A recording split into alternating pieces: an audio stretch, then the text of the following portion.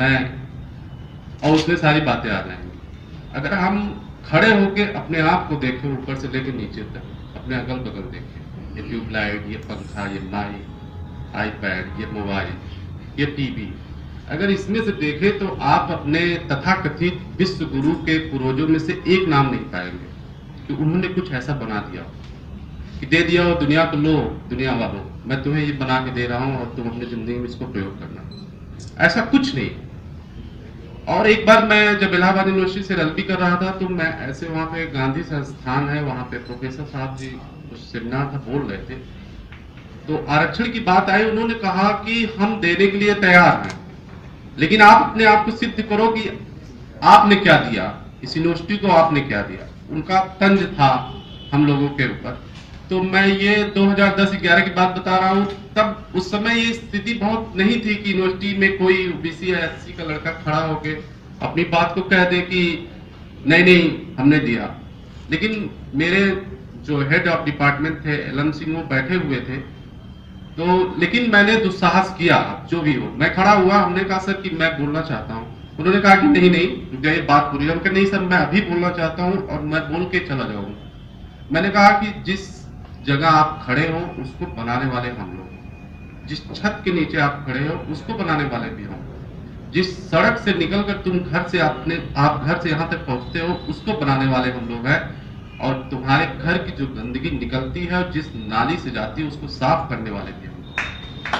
तुम्हारी आपने साजिश की कि हमारे किए कामों का कोई रिकॉर्ड नहीं रखा। मैं चैलेंज करता हूं इस यूनिवर्सिटी के या इस हॉस्टल का जो भी हो, अगर उसने इतिहास बनाया होता तो इस हॉस्टल का एक एक ईंट रखने वाला हमारे लोगों के बीच का था, लेकिन उसका कहीं भी कोई इतिहास में नहीं, उसका योगदान कहीं कंसीडर ही नहीं किया जाता कि तुमने भी देश के लिए किया। अगर मैं कहता हूं कि कोई कहता है कि नहीं मैं गलत बोल रहा हूं, मैं ये बात गलत कह रहा हूं, और चलो मैं चैलेंज करता हूं, कहीं भी हाईवे बन रहा हो वहां पे गिन लो, तुम लोग कितने खड़े हो, हम लोग कितने खड़े हैं, कौन बना रहा है। जो राष्ट्र निर्माण की बात है, जो बाबा साहब ने कहा कि ये नेशन नहीं है, नेशन इन मेकिंग है। आप यहाँ पे बहुत है, जयललिता जी कल गुजर गई, उनको मैं श्रद्धांजलि भी देता हूं यहाँ से। उन्होंने 1993 में हमें 69% आरक्षण दिया। उसका नतीजा था कि आते आते आज से 10 साल पहले ही आते आते वहां से जात धर्म सब राजनीति से निकल चुके थे। विकास पे बात होती थी, विकास के लिए लड़ाई होती थी, और जिसका आज आप हमको दम देते हो कि हम ऐसा बनाएंगे, विकास करेंगे, ये करेंगे, आप में अगर हिम्मत है तो हमको लंगड़ा मत बनाओ। जो 85% आबादी है उसके हाथ जो तुमने काट लिए हो, उसके हाथ अब मत काटो। हमारी आने वाली पीढ़ियों को बस तुम हाथ दे दो, देखो हमारा कंट्रीब्यूशन क्या होता है सोसाइटी में। अगर तमिलनाडु आज यहाँ पे है और वहां पे आप देखेंगे कि जिस तरह जयललिता ने 39 में 37 जीत गई, इतनी बड़ी लहर थी कि सब कुछ उड़ता जा रहा था, उसमें भी वहां पे कुछ नहीं उड़ा। उसका ये रीजन था कि वहां पे जो 69% आरक्षण मिला, उसकी वजह से जो हमारे लोग अपने लोग जागे, उन्होंने इस लहर को वहां तक पहुंचने ही नहीं दिया। और उसका रीजन ये भी है कि वहां पे 90% मुसलमान जो ओबीसी में आता है, वहां पे मुसलमानों की संख्या बहुत ज्यादा है, और आपको इतना नहीं सुनाई देगा कि बहुत ज्यादा कोई पोटेंशियल क्रिएट हो रहा है दोनों के बीच में, और इस आधार पे चुनाव हो रहा है। चुनाव जो हो रहा है वहां पे आप सब, अगर उसको हम लोग थोड़ा उत्तर भारतीयों को थोड़ा दम्भ भी रहता है कि हम लोग बड़े राजनीतिक हैं, हमारे इतने प्रधानमंत्री हो, उनकी राजनीतिक शैली है उसका हम लोग कायदे से अध्ययन भी नहीं करते हैं। अगर हम लोग देखें तो ये बहुत बड़ा रीजन है वहां के लिए कि अगर उन्होंने 69% आरक्षण न दिया होता उस समय, तो आज भी वहां पे यही चल रहा होता कि इनका घोड़ा उनका घोड़ा और निकलने वाला कुछ नहीं था। खैर ये बात खत्म हुई। दूसरी बात ये हुई कि अभी यहाँ पे बात कर रहे थे सब लोग, देवी देवता भगवान की बात कर रहे थे, और हमारे यहाँ तो बहुत से भगवान हैं। आप अगर नाम याद कर, आप पीएचडी कर सकते हैं लेकिन सारे भगवानों का नाम नहीं याद कर सकते। आप पीएचडी करके हार्ड हो जाए लेकिन सारे भगवान का नाम याद नहीं कर सकते। लेकिन हम कभी ऐसे बैठे हुए सोच रहे थे कि अगर सरस्वती जी हमारी देवी क्यों हो, हम तो अपने, अगर हम कभी इस स्थिति में हुए, हमारा कभी स्कूल होगा तो हम तो अपने यहाँ सरस्वती जी की पूजा नहीं होने देंगे भाई, क्योंकि सरस्वती जी, उनका काम ये भी था कि दलित, अशुद्ध, जो जो इस लोअर कास्ट के लोग हैं या जो नीचे के लोग हैं, ये लोग पढ़ने न पाए, ये भी देखना उनका काम था कि कहीं ओम बोल दे रहे हैं तो जीभ काट ले रहे हैं, कहीं कुछ सुन ले रहे हैं तो कान में पिघला दे रहे हैं, पिघला के डाल दे रहे हैं कि कभी जिंदगी में सुन ही नहीं पाता। तो हमारा कंट्रीब्यूशन आपको देखना है तो बस हमें आप मैदान में आने दो। आपने यहाँ पे जितने भी विदेशी आए दुनिया में, मैं ये बोल रहा हूं यहाँ से, 2-3 बड़े धर्म हैं, ईसाई हैं, हिंदू हैं, मुस्लिम हैं, छोटे छोटे धर्म 2-4 और हैं। दुनिया को कोई धर्म नहीं बचा, कोई ऐसी ताकत नहीं बची जो हिंदुस्तान आके आपको और आपकी व्यवस्था को चाटा न मारी। यहाँ पे आए आप, इतने दिन तक मुसलमान यहाँ पे राज किए, हालांकि उनके राज करने से हमें बहुत फायदा हुआ, खास करके दलित ओबीसी के लिए तो फायदा ही हुआ। कम से कम वो योग्यता की बात करते थे, कम से कम वो समानता में विश्वास करते थे, कम से कम उनको जात से कोई मतलब नहीं था। फिर उसके बाद ईसाई आते हैं, आपको थप्पड़ मार के राज करते, आप उनसे गठबंधन कर लेते हो, आप अकबर के साथ चलने के लिए तैयार हो, आप जो है अंग्रेजों के साथ चलने के लिए तैयार हो, लेकिन आप बाबा साहब के साथ चलने के लिए तैयार नहीं थे। बाबा साहब जब आते, आप मैं चैलेंज करता हूं, आप लोग पीएचडी करते हो, कभी किसी महिला, संभ्रांत महिला जो होती है यूनिवर्सिटीज और कॉलेज में, कभी किसी के मुंह से, आप महिला सशक्तिकरण की बात हो रही, किसी के मुंह से बाबा साहब अम्बेडकर का नाम सुनी नहीं होगी। और लिखित रूप से पहली बार अगर किसी महिलाओं के लिए कोई काम करने वाला हिंदुस्तान में पैदा हुआ और बाबा लोग जो है संसद से लेकर फूलपुर तक जहां पे चुनाव हो रहा था वहां तक गए लड़ने, हराने नेहरू को। हालांकि नेहरू थे एक पार्ट, हम वहां पे उस पर बात नहीं करेंगे। कोई नहीं बात करता बाबा साहब अम्बेडकर की, बाबा साहब अम्बेडकर ने महिलाओं के लिए भी कुछ किया। अरे कौन सा हिपोक्रेसी है, कौन सा ये आडंबर है, कौन सा ये क्या है, ये कौन सी दुनिया लेके आप जी रहे हो।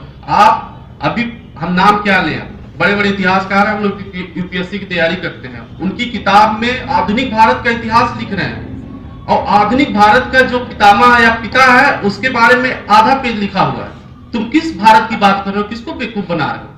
तुम्हारा फैक्ट शीट क्रिएट अगर तुम अपने बच्चों के दिमाग में गलीज भरोगे तो आने वाला समाज ऐसा ही बनेगा कि हाहाकार मची हुई है, कभी सर्जिकल स्ट्राइक पे हाहाकार मची हुई, कभी राष्ट्रवाद का डिफिनीशन ये झंडा लेके चलने वाले बता नहीं पाएंगे और राष्ट्रवाद के नाम पे वो कूद रहे हैं। आप ऐसा समाज बना रहे हो, इससे कुछ लोग जो है गुमराह, अब एक गुमराह करके वो अपनी चीज को बना लेना चाहते हैं, 2-4 साल तक और देश को बर्बाद करके तुम मौज कर लो ठीक है, लेकिन ये बहुत दिन तक चलने वाला नहीं है। दूसरी बात मैं ये कहना चाहता हूं कि एक जो ओबीसी और एससी में गैप बढ़ रहा है, मैं देखता हूं, अपने लोगों से बात करता हूं कि ओबीसी इंटेलेक्चुअल और एससी इंटेलेक्चुअल जो बाहर चली है, इसमें एक प्रॉब्लम ये आ जाती है कि दोनों एक अलग धारा में जाने की कोशिश करते हैं, जो कि एक हम अगर उसको एनालिसिस करते हैं तो देखते हैं कि ये धारा अगर आप 2 बनाओगे तो फिर कहीं न कहीं हम बट गए और फिर वो कुछ दिन के लिए हमें बेवकूफ बनाने में कामयाब हो जाएंगे। तो इसलिए ऐसी भी बात नहीं है, दोनों का हित और दोनों का जो मंजिल है वो एक है। हमें किस ऐसा समाज नहीं, बाबा साहब ने भी कहा है कि हमें ऐसा समाज नहीं बनाना है कि वो रिवर्स डिस्क्रिमिनेशन होगा और अब जिस स्थिति में हम झेले हैं अब उस स्थिति में हम उनको रखेंगे, ऐसा नहीं है। हमारा समानता का समाज होगा, समानों के साथ समान व्यवहार हो, लेकिन असमानों के साथ समान व्यवहार न हो। जो असमान है उनको आप प्रमोट करने की जरूरत है, उनको प्रोटेक्ट करने की जरूरत है। इसीलिए जब आर्टिकल 40 कॉन्स्टिट्यूशन की बात होती तो बाबा साहब ने उसमें 2 अलग अलग वर्ड यूज किया, equality before law and equal protection of law. जो ये इक्वल प्रोटेक्शन ऑफ लॉ है, ये यही है कि जो समान नहीं है उनके साथ समान व्यवहार न करो, ये भी इनजस्टिस है। आप जिनके पता चला जिनकी 100 पीढ़ियां जो है पढ़ी लिखी नहीं, कभी स्कूल का मुंह नहीं देखी, आप उनको उनके साथ खड़ा कर रहे हो। जिनका कि पढ़ना लिखना काम था, उन्होंने हमेशा हमें बाहर रखा, आप उनके साथ हमें दौड़ाओगे तो हम तो पहली दौड़ में हार ही जाएंगे। इसीलिए जो भी बातें हैं यहाँ पर, बहुत सी बातें हुई, बहुत सी बातें मेरे मन में है, लेकिन मैं नहीं करना चाह रहा हूँ यहाँ पे, क्योंकि पता नहीं मुझे कितना समय मिला है, मुझे नहीं पता है। लेकिन सब बातें अगर हम निष्कर्ष पे पहुंचे तो यही है कि हमें एक होना है, हमें पढ़ना है। पढ़ने से ज्यादा हमें इस बात पे फोकस करना है कि हम कहीं बट न जाएं, इस आधार पे उनकी जो नियति है या उनकी जो एक दलित ओबीसी को बीच में एक डाइवर्जन क्रिएट करने की कोशिश है वो भी ना हो। और बाबा साहब की बातों का या उनका योगदान जितना एससी एसटी के लिए है उससे थोड़ा सा भी कम ओबीसी के लिए नहीं है। और ओबीसी अगर ये सोचता है तो छलावा करता है। वो गंवार है, कुछ दिन के जो गंवार है वो सोच सकते हैं, लेकिन पढ़ा लिखा ओबीसी को ये बात नहीं करनी चाहिए। उनका अगर आपको समानता का अधिकार मिल रहा है तो भाई सबके लिए मिल रहा है। आप we the people of India में सब वी आ रहे हैं। अगर पर्सन आप आर्टिकल 14 का पर्सन जो उसमें सारे पर्सन आ रहे हो, अगर आप इस चीज को नहीं ध्यान दोगे तो एक डाइवर्जन जो क्रिएट होते मुझे दिखता है, जिसको दबाने में बड़ी मेहनत करनी पड़ती है। मैं शायद ये बात लोग उठाते भी नहीं मन से, मैं पहली बार हूँ, शायद ढीठ किस्म का आदमी हूँ, मुझे मंच मिलता नहीं बोलने को, इसलिए मैं पहली बार में ही बोल दे रहा हूँ। मेरे दिमाग में ये बात बहुत दिन से स्ट्राइक कर रही है कि ये डाइवर्जन क्रिएट नहीं होना चाहिए। और डाइवर्जन क्रिएट करने का नतीजा होगा कि जो अभी यूनिवर्सिटीज में लड़ाई लड़ रहे हो आप, ओबीसी का आरक्षण का अलग से लड़ाई लड़ोगे, जनरल की एससी का आरक्षण की अलग लड़ाई लड़ोगे, तब तो तुम आरक्षण ले चुके, जो कि हो चुका, यूपी में हो चुका, वो चीज और कहीं नहीं दोहराई जानी चाहिए। तीसरी बात यह है कि आप लोग इतने लोग आए हैं, खासकर लड़कियां बोल रही थी तो बहुत अच्छा बोल रही थी। कम से कम इनके मुंह से ये सुनने को मिला कि हाँ अम्बेडकर साहब ने हमारे लिए भी कुछ ठोस काम किया था। तो ये सुन के बड़ी दिल को तसल्ली पहुंची कि चलो किसी के मुंह से सुन तो लिया कहीं पे कि हाँ उन्होंने कुछ किया है।